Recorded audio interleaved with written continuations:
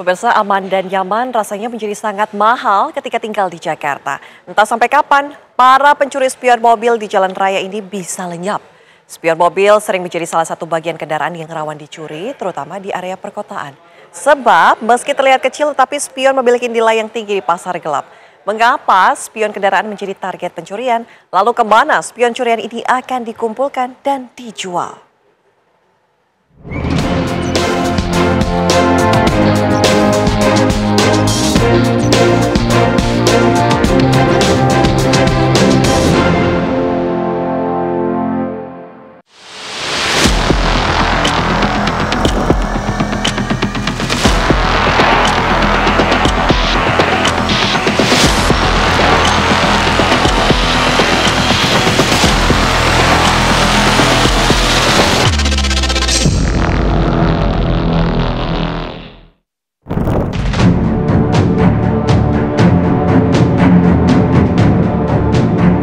Spion mobil sering menjadi salah satu bagian kendaraan yang rawan dicuri, terutama di area perkotaan.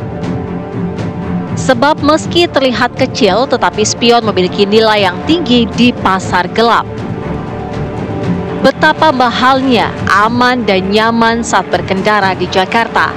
Entah sampai kapan para pencuri spion mobil di jalan raya ini bisa lenyap.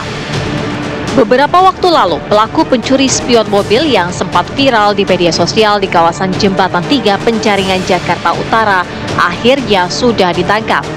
Pelaku diketahui sering beraksi di kawasan itu dengan mengincar spion-spion mobil mewah yang melintas. Pelaku dibekuk unit Reskrim Metro Penjaringan Jakarta Utara di kawasan Cengkareng, Jakarta Barat. Dari hasil pemeriksaan sementara, diketahui pelaku menjual barang curiannya seharga ratusan ribu rupiah. Pelaku dikenakan pasal 363 KUHP tentang pencurian dengan ancaman kurungan maksimal 7 tahun penjara. Tim Garis Batas, reporter Zinedine Duhan dan juru kamera Taufik Buharfan mencoba menelusuri sudut kota Jakarta untuk menggali informasi.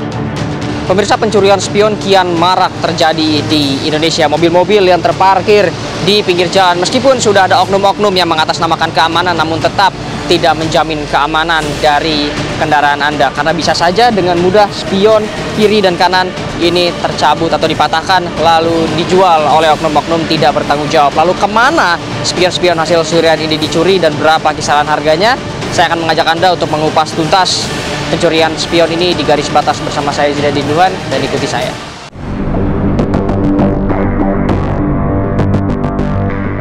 Ternyata oknum-oknum pencuri spion ini menjual hasil curiannya ke beberapa pedagang spion atau jasa reparasi spion yang berada di pinggir jalan maupun pasar otomotif. Oknum ini rela dibayar murah agar spion hasil curiannya cepat terjual. Untuk spion mobil Jepang kelas menengah, pencuri spion hanya meminta Rp250.000 per spion, sedangkan para penjual spion bisa menjualnya hingga Rp1 juta per unit. Tentunya harga akan lebih mahal jika spion curian diambil dari mobil yang lebih mewah dan canggih. Ini kalau boleh tahu harganya berapa sih Mas kalau untuk satu bundel ya, satu geluntung seperti itu? Biasanya saya jual persatuan 1 juta untuk Avanza. Avanza 2018. Ini yang paling pasaran. Kalau mobil-mobil di atasnya lagi berarti harganya lebih mahal atau seperti apa Mas? Kalau untuk Fortuner 1.200.000 paling murah ya, satu. Paling mahal 1,3 lah. Satu ya, hitungan satuan ya.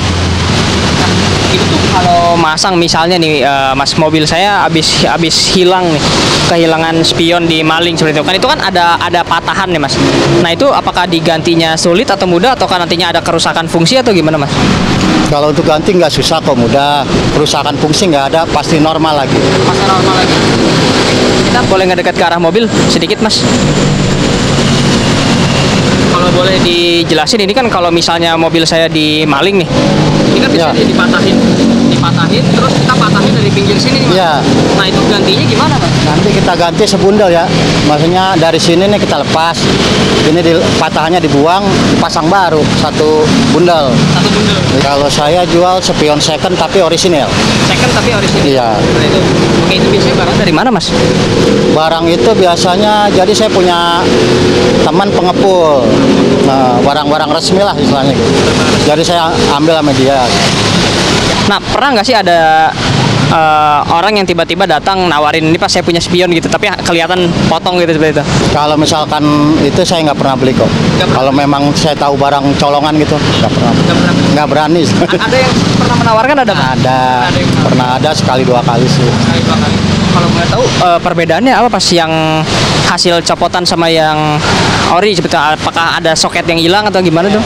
Kalau untuk yang maling biasanya colongan biasanya nggak ada soket. Nggak ada soket. Iya. Kalau yang barang resmi ada soket. Itu aja perbedaannya. Iya. Tapi kan di depannya biasanya suka ada kaca, apa kacanya dicopot juga, Mas? Kalau untuk kaca tergantung dia. Kadang-kadang kacanya ada yang pecah. Kalau yang ada plat nomor ya kacanya mungkin sama dia udah dibuang dulu ya. Kalau yang kayak gitu-gitu nawarinnya berapa, Mas? Dia ngejual berapa, harga murah atau misalnya ternyata mahal juga gitu dia nawarin? Ya pertama buka harga tetap mahal. Cuma kan kalau kita bilang nggak mau, nggak punya duit, udah murah deh, murah gitu aja. Tapi ada aja dia. Iya.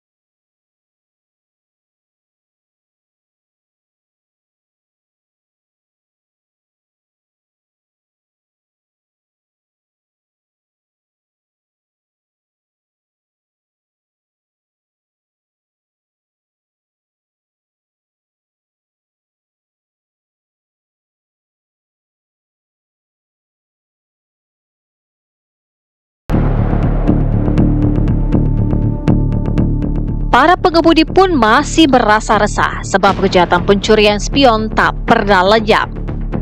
Banyak kejadian itu sekarang ini terjadi dan mungkin pengendara mobilnya itu parkirnya itu di luar begitu ya. Jadi kesempatan itu karena ada kesempatan seperti itu ya, karena dia parkir di luar dan memang berbahaya juga kalau parkir di luar gitu. Ya, berarti antisipasinya Bapak selalu parkir di dalam, sir? Ya, kalau saya sih mobilnya memang kebetulan ada garasi di rumah dan parkirnya aman gitu ya. Untuk pelakunya berharapnya dapat hukuman seperti apa sih, Pak? Nah, kalau pelakunya sih memang harus dihukum seberat-beratnya karena itu memang sudah merupakan kriminal begitu ya. Ya, itu sangat disayangkan ya. Spion meskipun barang kecil tapi itu sangat vital untuk kita berkendara ya, terutama di jalan-jalan kayak di Jakarta ini kan rame, kita harus tahu posisi kita. Kalau ada tempat resmi pasti saya parkirnya di tempat yang resmi. Cuma kalau memang terpaksa harus parkir, Ya mungkin parkir di tempat yang ada tukang parkirnya, jadi nggak benar-benar sepi atau nggak ada yang menjaga gitu. Dari Jakarta, Zinedine Duhan, Taufik Muharfan, TV One, mengabarkan.